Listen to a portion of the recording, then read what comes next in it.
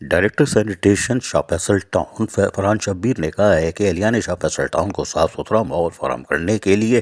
ہفتہ وار چھٹی بھی منسوخ کی گئی تھی، اس لیے کہ بارش کے بعد یقینی طور پر لوگوں کو ایک بہتر ماحول فراہم کرنا تھا۔ بارش کے پانی کی شاہراہوں پر دوڑ لگانے اور پھر اس کی نکاسی کے بعد یقینی طور پر فٹ پاتھوں کے ساتھ ریتی، بجری اور دیگر چیزیں جمع ہو جاتی ہیں، جس کی وجہ سے اتوار کے دن بھی معمول سے ہٹ کر چھٹیاں منسوخ کی گئی تھیں۔ تو رین ایمرجنسی کے حوالے سے اس میں بھی سینیٹری ورکروں نے دل جمعی سے کام کیا اور مختلف شاہراہوں، کاروباری علاقوں اور گلی محلوں کی سطح پر صفائی ستھرائی کا کام جاری رکھا۔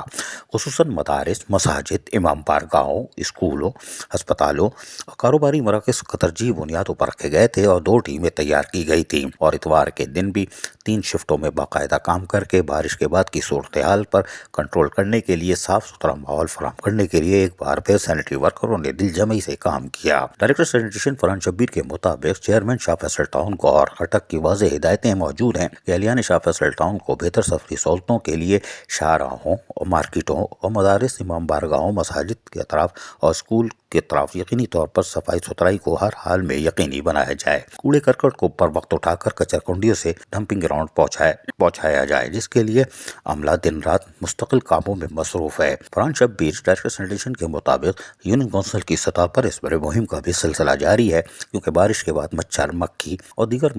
حشرات الارض کے خاتمے کے لیے شاہ فیصل ٹاؤن اپنی کوششیں جاری رکھا ہوا ہے۔ عزیز عارف، KBS بلدیاتی نیوز کراچی۔ ایسی ہی خوبصورت ویڈیوز فیوچر میں حاصل کرنے کے لیے ریڈ بٹن پر کلک کر کے اور بیل آئیکن کو پریس کر کے ہم سب کے سبسکرائبر بننا مت بھولیے۔